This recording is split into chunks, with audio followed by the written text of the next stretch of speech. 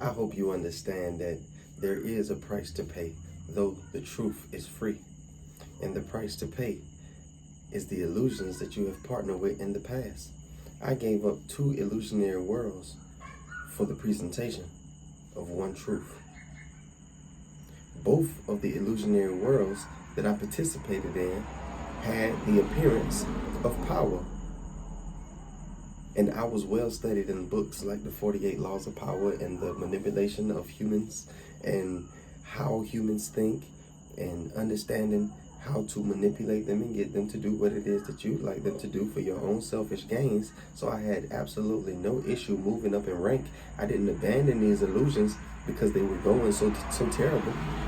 I saw the empty dream of the illusionary fields.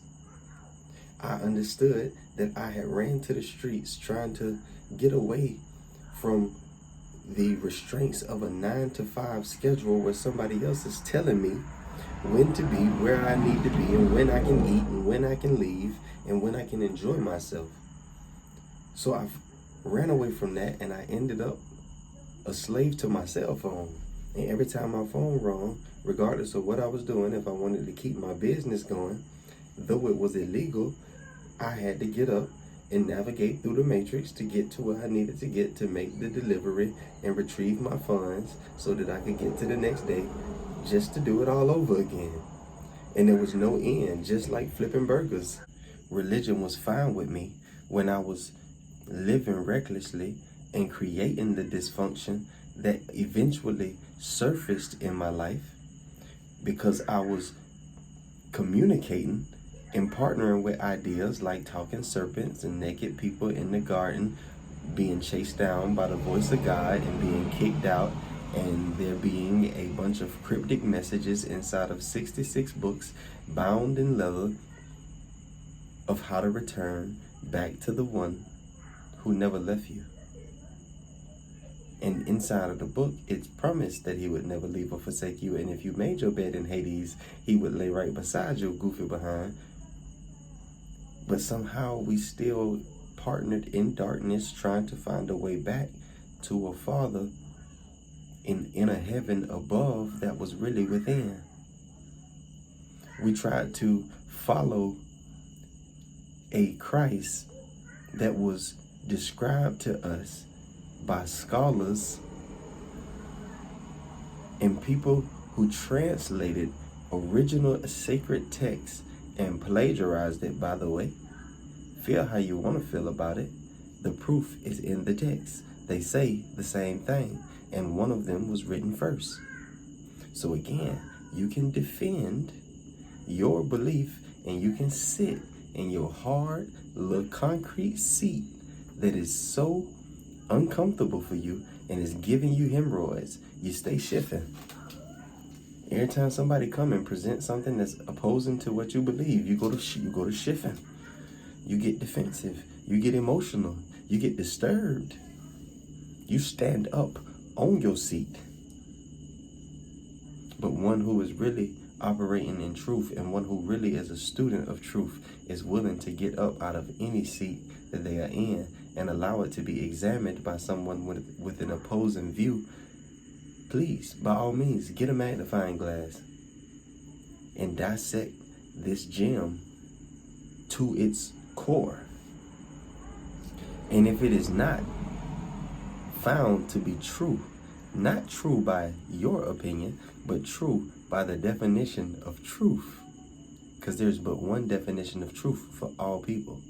There's not a different truth for you and a different truth for me. Oh, it's the truth for you and the truth for me. No, those are illusions and lies that you partner with and you believe in, and you think they're true, but you're misinformed by your illusionary self that you believe is real.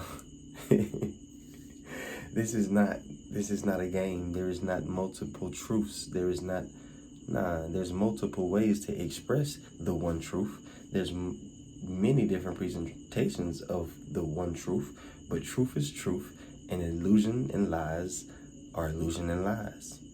Your fixed ideas are the only problem that you have. Your broken paradigms are the only demons that you fight. They're the only demons that exist. the accuser within yourself that is always finding error with everything you do and everything you say, and finding ways to implement you and charge you and try to convict you and get you to condemn yourself, something you're not even capable of in reality, is the only devil that you have to concern yourself with, because it's the only devil that exists. You do understand they just put a D on evil. And if evil is the absence of good in a world where everything was created by a good creator, so all things must be good, and the things that we identify as evil must be illusionary, must be absolute fabrications of our imagination, or misinterpretations of our processing system and our definition base, then what must it be when they throw a D on the beginning and personify evil other than an illusion? It was born of an illusion. The character was created from an illusion. So of course the character is illusionary. Like, you must deliver yourself from thinking that you know. For instance, somebody reading the Emerald Tablets will begin to talk to you about UFOs and other bodies of life coming down upon Earth, and would make the correlation between these entities of life and the things that they are saying and the things that they are doing amongst those who they have descended upon, and make the correlation with Jesus and say, hey, it seems kind of like Jesus was of a nature such. Maybe Jesus was an alien too. And then you'll say that that's blasphemy. You'll say that that person is being disrespectful to what you believe, disrespectful to the truth of what is, and that person just might get struck down by lightning, or be so offensive towards the God that created them and allowed for them to develop such an idea that they be cast aside or thrown away and labeled an enemy forever. Stop playing. You better get to know this person, this deity, this entity that you say you serve. Because if you don't get to know who that deity is in reality, the only thing you will ever serve till the day that your body expires is your imagination, which is what you've been serving quite well so far. Do you know the definition of alien? It literally means one who belongs to a foreign country or nation. So how could you be so offended when one says Jesus was an alien, when Jesus himself and you quote Jesus as having said,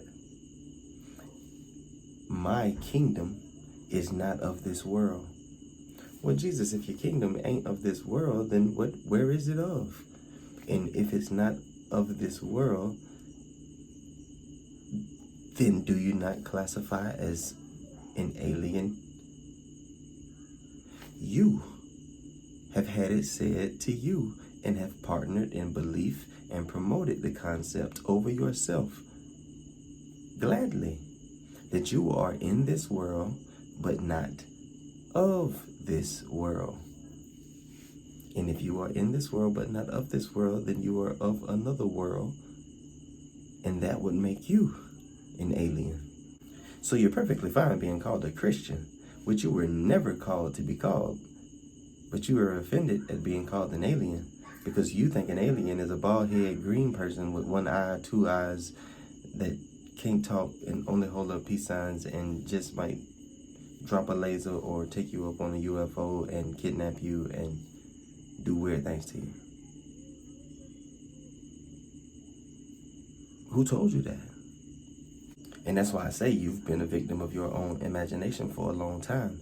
When you read the scripture and Paul said that he was taken into a world, another world that was not of this world, and the things that he saw were beyond words, and he couldn't even utter the beauty of the things that he saw in the third heaven. And you were perfectly fine with that. You were perfectly fine with the story when you thought that it was something that took place in history, that Jesus had found himself in a tomb and had resurrected himself and walked through a rock and left the tomb, walked through a wall, met up with his disciples, gave them some motivation, and then surfed on a cloud from earth back to heaven.